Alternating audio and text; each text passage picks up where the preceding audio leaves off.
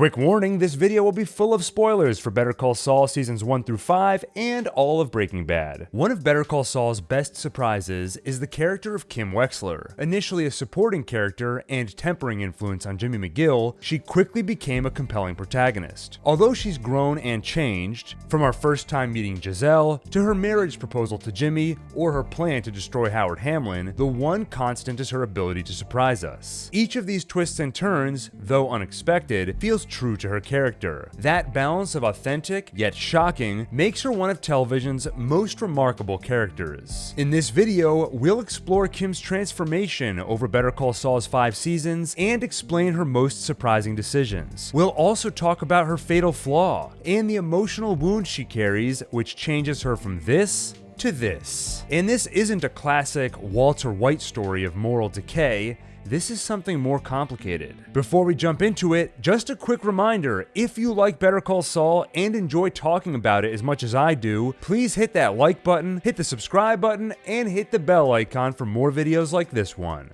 Breaking Bad and Better Call Saul trained us to watch characters for their moral decay. They make darker and darker choices as the shows go on until they're ruthless by the end of the journey. At first glance, it's tempting to say this is what is happening to Kim. She started as a straight-laced lawyer, and by the end of season 5, she is willing to destroy Howard Hamlin's career for personal gain. So is that what happened? Has Kim let go of the morals she once held?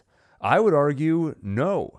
I believe her journey on Better Call Saul is one of self-discovery and increasing boldness. Over time, she has learned what she thinks she wants and has gained the confidence or recklessness to go after it.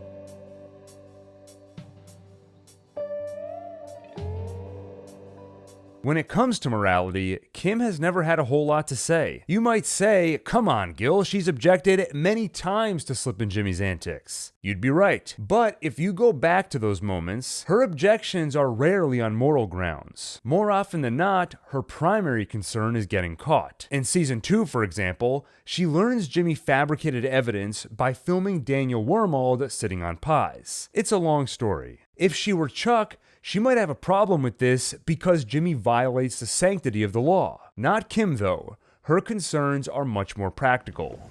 You fabricated evidence? I made a video.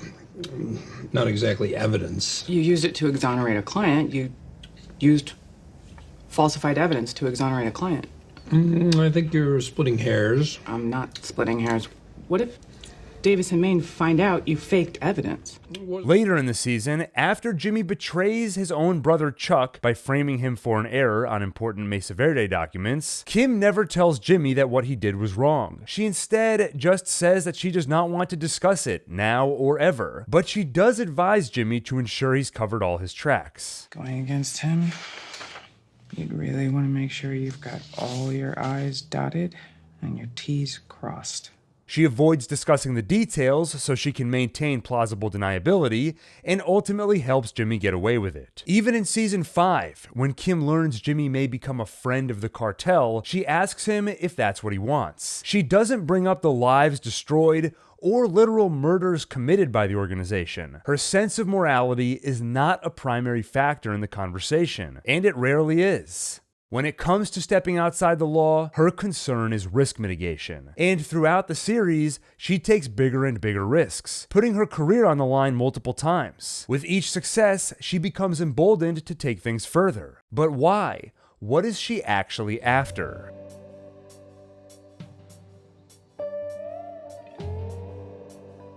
That question is part of what makes Kim so intriguing. For others on the show, it's not too hard a question to answer. Mike wants to provide for his family and atone for destroying his son. Jimmy wants to prove he's a wolf in a world of sheep. But Kim's motivation isn't as clear. Not even to herself. In season 2, she is asked the question point blank. At her interview with Schweikart and Coakley, Kim shares her background. She's from the Midwest, a tiny little town you've never heard of on the Kansas-Nebraska border. So what brought her to Albuquerque, where she worked her way up through the HHM mailroom? Well, one day, she looked at her life and the way she was going. Which way was that? Best case, probably married to the guy that ran the town gas station. Maybe cashiering down at the Hinky Dinky. The Hinky what? Hinky Dinky. It was our supermarket. I just wanted something else. What did you want? More. That's what Kim wanted. More. And the problem with more is there's always more of it. It is unattainable. Growing up with an alcoholic mother, outrunning landlords in the cold of night, Kim had to fend for herself. She built a strong muscle for self-sufficiency, which she proved by working up through the HHM mailroom to eventually lead the banking practice at Schweikart & Coakley. And what happens when someone with Kim's force of will chases the unattainable goal of more? We see it play out in earnest starting in season 2. Jimmy airs a commercial for the Sandpiper class action lawsuit without getting approval. Howard blames Kim for not alerting them to it and sticks her in doc review as punishment. Jimmy concocts various schemes to save her, but Kim is steadfast. You don't save me. I save me. In one of Better Call Saul's classic montages set to a cover of Sinatra's My Way, Kim makes call after call until she finally lands a meeting with Mesa Verde. Then she fights like hell to convince Mesa Verde to follow her into solo practice and is ultimately successful, with some unrequested help from Jimmy. In season 3, Kim puts everything she has into her new prestigious client, but eventually they ask for more. And of course, Kim abides. She takes on another case for a friend of Mesa Verde's CEO, Kevin Wachtel. Pushed to the limit and hardly sleeping, Kim passes out at the wheel, crashing her car. The unrelenting quest for more leads to its inevitable, nearly lethal consequences. Kim almost returns to work, but has a moment of self-reflection. Instead, she cancels her meetings and heads to Blockbuster. Remember Blockbuster? Blockbuster Video. Wow. Later, Jimmy finds her in the midst of a movie marathon, prepping for her second viewing of To Kill a Mockingbird. It was my favorite when I was a kid. I loved Atticus Finch. All the girls were in love with Gregory Peck. No, I wasn't in love with him. Well, a little, but no, I wanted to be him. Fight the good fight, change the world. Yeah, didn't you? That was more Chuck's thing. But, I mean, the good news is you made it. Oh, yeah. I am. I'm changing the world by helping a mid-sized local bank become a mid-sized regional bank. Yay me. We're given another rare glimpse into Kim's past. She admired Atticus Finch, an idealistic lawyer who fought for victims of prejudice. And she assumes Jimmy felt the same way. She writes off her admiration of Atticus as normal childhood fantasy, similar to dreams of becoming an astronaut or famous athlete. However, Jimmy did not share this desire. It's not a fantasy, but a real value, which, after Kim's near-death experience, has returned to the fore. In season 4, Kim returns to work without the same fervor she had before. This is especially evident when Kevin shows off Mesa Verde's expansion plans. Kim looks over the models of each bank, and Kevin lists off the locations where they'll go up. This is exactly the more she has been working towards. But her mind is elsewhere. After Kevin mentions North Platte, Nebraska, the score becomes unmistakably foreboding. Over here, North Platte, Nebraska. Now these two you already know. This one's going to be Ogden, Utah, and this one here is Tucumcari. And over here on this side, you got a few new ones. Sedona, Pueblo, Colorado. While Kevin espouses Mesa Verde's bright future, Kim's only thought is, what am I doing with my life? The glimpse at this monolithic future she's building, perhaps coupled with the mention of her home state of Nebraska, reminds Kim of the childhood ideals she abandoned. Seeing this physical representation of what her life's work is building towards reminds Kim that she is not Atticus Finch. So she makes a change. Kim joins Schweikart & Coakley as head of their banking practice, meaning her staff can handle Mesa Verde's day-to-day while she focuses on pro bono work. For a while, this seems to work. In fact, in one of Better Call Saul's best montages, 7 months go by while Something Stupid plays over the split screen of Kim and Jimmy. And then I go and spoil it all by saying something stupid like I love you. But there's a problem. Kim values her pro bono work on behalf of the underserved. However, this motivation isn't totally pure. It's taken a step further in that She sees wealth and success, even her own, as something to be ashamed of. Mr. Acker proves this in season 5 when Kim explains why Mesa Verde can rightfully reclaim his land, and he responds by calling her out. Have a good day. And I can see you. You're one of those people that give a little money to charity every month so you can make up for all the bad that you've done. You go to a soup kitchen once a year on Thanksgiving. That makes you feel a whole lot better about yourself. Makes you feel like one of the best rich people. Oh, I don't know how in the world you sleep at night. Kim immediately goes on the offense, telling Acker to put on his big boy pants and face reality. Acker has clearly struck a nerve and spoken the truth, because when Kim is rightfully called out for something, her instinct is to aggressively fight back.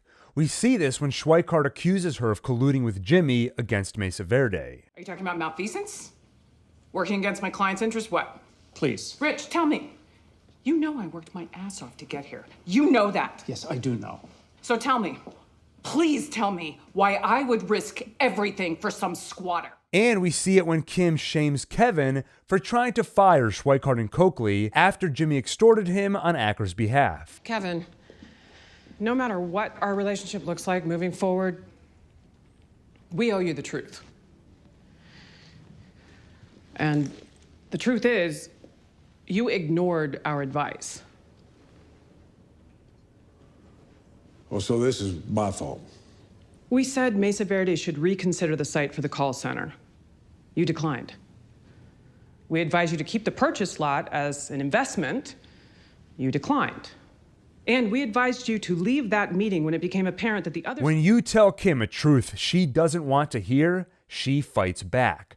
Just like she did when Acker called her out for trying to assuage the guilt she feels for her wealth and success. Her experience as someone who was left to fend for herself and her sympathy for others like her seems to have grown into resentment. Success is something to be ashamed of. And later in the season, for better or worse, Kim will leave Schweikart and Coakley to fully embrace pro bono work.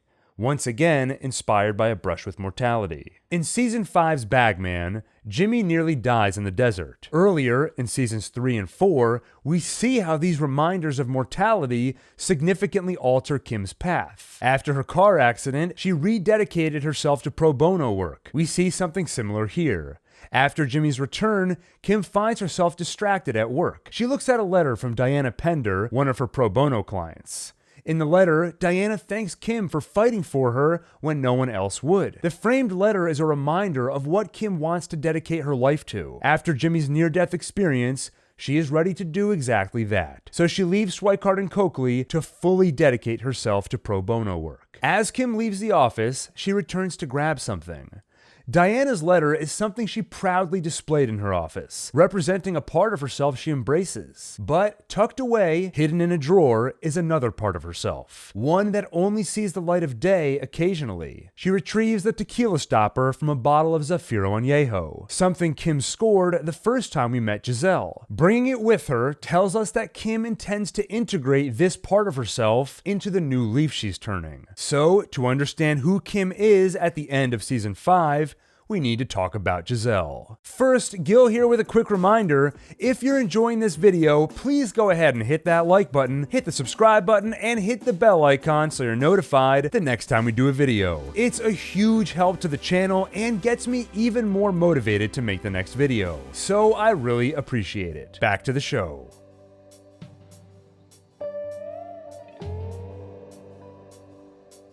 Although we don't hear the name Giselle until Season 2's premiere, we are given a glimpse of her in Season 1. After Jimmy is ordered by a judge to take down his billboard plagiarizing HHM's logo, he uses it to pull a publicity stunt. A worker fakes a fall and Jimmy comes to the rescue. Howard and others at HHM watch the stunt on TV with frustration, but just before the scene ends, Kim smiles. She is amused by his antics. This smile was our first peek at Giselle. Then, in season 2's premiere, Jimmy poses as Kim's brother while she takes on the moniker Giselle to swindle Ken for an expensive bottle of Zafiro Añejo. The experience thrills her. Kim is on such a high afterwards, she finally takes her relationship with Jimmy to the next level. For the first time, during the series at least, she sleeps with him. This first time we witnessed Kim join Jimmy in a con, it was surprising. Partially because we thought of her as a rule follower. But, as I pointed out earlier, the thing which holds her back is risk. If Kim isn't afraid of getting caught, nothing stands in the way. She essentially says exactly that in the following episode. After chiding Jimmy for fabricating evidence, exonerating Daniel Wormald, Jimmy calls out her hypocrisy. Why was it okay for her to break the rules with Ken, but not okay for Jimmy to break them for Daniel? She responds, That is so not the same thing. How? What's the difference? That had nothing to do with work. And we were just screwing around. This fabricating evidence. Jimmy, this could really hurt you. If they find out, if you get caught. They're never... The problem is getting caught. The problem is consequences. With Ken, she didn't see any. So Kim gave herself the green light, and she enjoyed it. So much so, she seems to cherish the Zafiro Añejo stopper as an important memento. In fact, in his interview with Fandom, the showrunner Peter Gould gave this hint about the final season. If I were going to tease something, I would say keep your eye on the stopper. Remember, there's a stopper? Jimmy and Kim open a bottle of Zafiro Añejo, and that stopper? We're not finished with that stopper. I will say that. So it seems the stopper will be important in defining Kim. Her grabbing it after quitting Schweikart and Coakley is significant. But what about the experience was so exhilarating to Kim? In the next few seasons, it becomes clearer and clearer that Kim resents success. Ken is a walking stereotype of the obnoxious rich person. Punishing him means lashing out against the personification of wealth. Kim has spent over a decade working in the system, pursuing something she's ultimately ashamed of. Here, Jimmy gives her a chance to briefly break free and lash out against it. It's no wonder the experience is so exhilarating, and it's no wonder she's so drawn to Jimmy afterwards. The experience draws her back in over and over, like an addictive drug. Later in the season, she finds another mark and invites Jimmy to join her. The two con the man into writing a $10,000 check to Ice Station Zebra Associates. The experience once again triggers a passionate night with Jimmy McGill, bringing the two together after a few episodes of Kim giving him the cold shoulder. She was distant with him after he got her in trouble with the Sandpiper commercial, but their latest con smoothed things over. This pattern repeats in season 4. Once again, Jimmy and Kim, after growing distant, are brought together by a con. They have their classic something stupid montage where Kim happily balances pro bono work in Mesa Verde. Without scheming or grifting, the spark of their relationship, the two grow distant. In a clever use of split screen, we see that even when they are in the same room, or even the same bed, the rift between them remains. If there's any mystery over why they grow apart, the problem becomes clear in the first sequence of Jimmy and Kim together after the montage. Kim brings Jimmy to a party at Schweikart and Coakley. While there, as if to better understand the person Kim is becoming, Jimmy sneaks into her office. He finds the letter from Diana Pender, an important symbol for who Kim strives to be. Someone who helps the helpless. Someone who, as we learned from the previous few months, does not have room for Jimmy in her life. But if he had snooped in a certain drawer, he would have found the tequila stopper, the part of herself she keeps hidden, the part which gravitates to Jimmy. Instead, insecure about their relationship, Jimmy returns to the party, makes a scene, and embarrasses Kim. They don't come back together until Kim relapses. Huell assaults a police officer with a bag of sandwiches. Kim reluctantly agrees to help Jimmy free Huell of any jail time. She hatches a fake letter-writing campaign to paint Huell as a hero. Once the prosecutor agrees to let Huell go, Kim gets that hit of dopamine that follows every successful grift. Then the spark is back. Kim goes right from the prosecutor to Jimmy's arms. As with many addictions, Kim needs to up the dose over time to get the same high. In season 2, the stakes were low, and she could justify their antics by saying they were just screwing around, and it had nothing to do with work. That's no longer true. She's upped the dose by ramping up the risk, putting her career on the line. If she and Jimmy were caught fabricating the community of people fighting for Huel, she could lose her license. Jimmy, the enabler, gives Kim a hit of her favorite drug and ends her sobriety.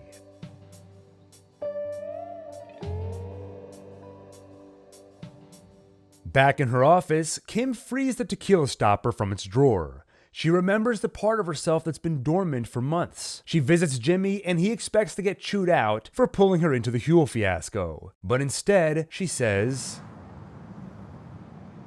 Let's do it again.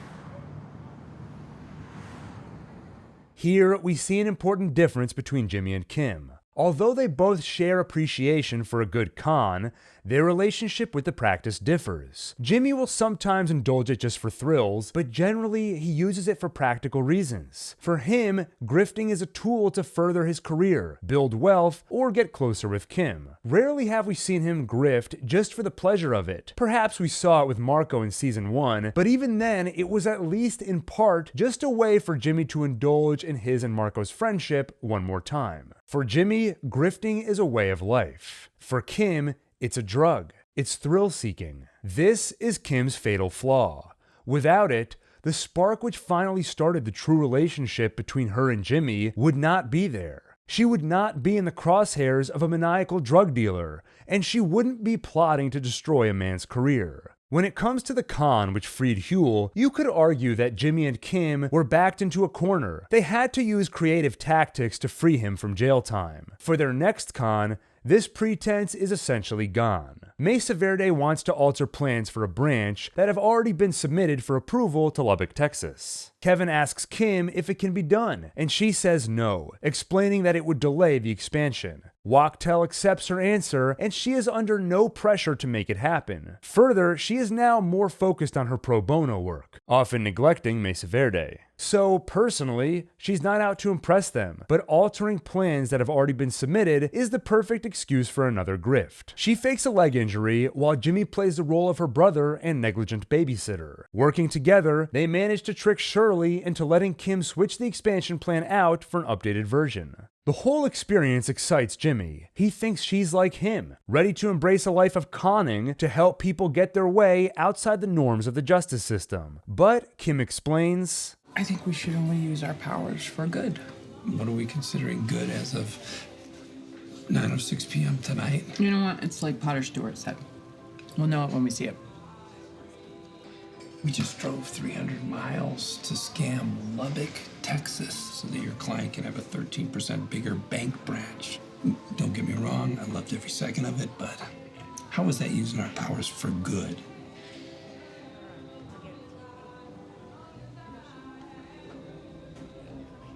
She doesn't have an answer for Jimmy because she knows he's right. She's rationalizing an experience that was pure indulgence.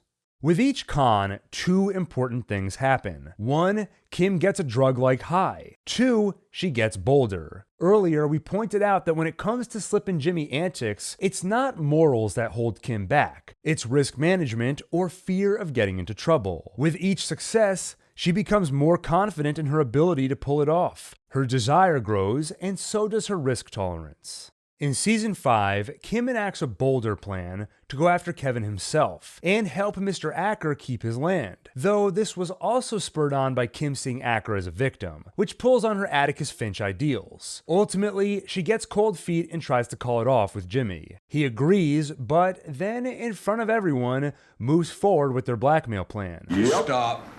Stop it! I'm Saul Goodman. Echoing Season 2, when Jimmy put out the Sandpiper commercial without permission, he betrays Kim's trust. That night, Kim returns home rightfully furious with Jimmy. He braces himself for a breakup, but as always, Kim surprises us. Instead, she says, Or maybe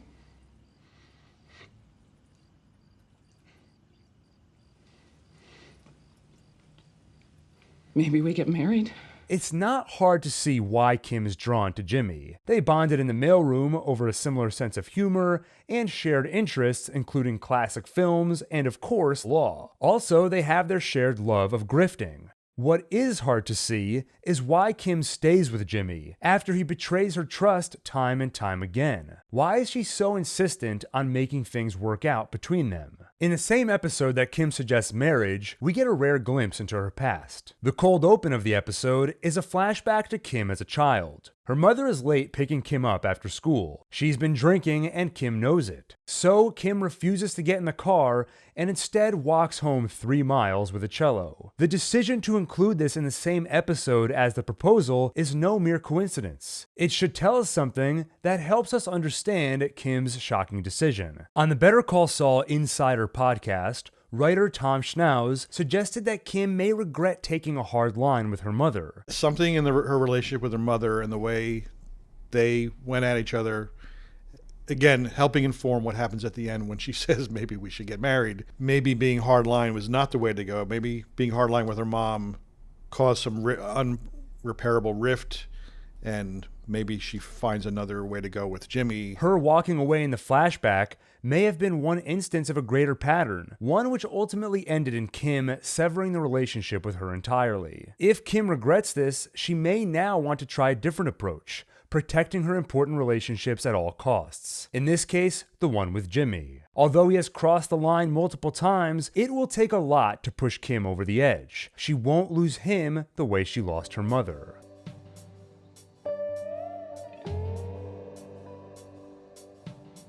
Later in the season, Kim's decision to stay with Jimmy nearly costs her her life. Lalo shows up at their apartment to question Jimmy over what happened in the desert. He pleads with Lalo to let Kim go, to no avail. Ultimately, it's Kim who stands up to Lalo. Kim lies for Jimmy, just like she did to free Huel and swap Mesa Verde's branch plans. Except this time, it isn't her career on the line, but their lives. Bigger stakes means a higher high and a larger leap in confidence. She saved them, and now confidence becomes hubris, which leads to recklessness. That's how we get to Howard Hamlin. He commits multiple sins which make him Kim Wexler's perfect target. He's successful and wealthy, but he runs a scholarship fund, which checks Acker's "hey, I'm rich, but I give to charity every once in a while" box. He represents the person Kim resents, the person she nearly became herself. Further, he suggests that Jimmy is the reason she quit. As someone who dedicated decades of her life to pulling herself out of nothing and taking control, Kim is offended. Do you have any idea how insulting that is? I make my own decisions for my own reasons. You gotta listen to me. Howard insults Kim by questioning her agency. He is the personification of the rigid system of success Kim rails against. He's the perfect mark. Going after him is of course risky, but especially after Lalo, Kim has no doubt in her abilities. And who knows if we could pull it off. Okay. Further, by tearing down Howard and forcing Davis and Maine to settle Sandpiper, she gets enough money to open a pro bono practice and become her version of Atticus Finch, something she cares about deeply ever since her car accident and Jimmy's Bagman fiasco. Jimmy can't believe she's serious about any of this. Kim, doing this, it's not you. Okay, you would not be okay with it. Not in the cold light of day. Wouldn't I? He still thinks it's morals that hold her back. He doesn't realize that it's been fear the entire time, something this new Kim doesn't have. Over Better Call Saul's 5 seasons, Kim has learned what she truly wants, and is emboldened enough to finally take it.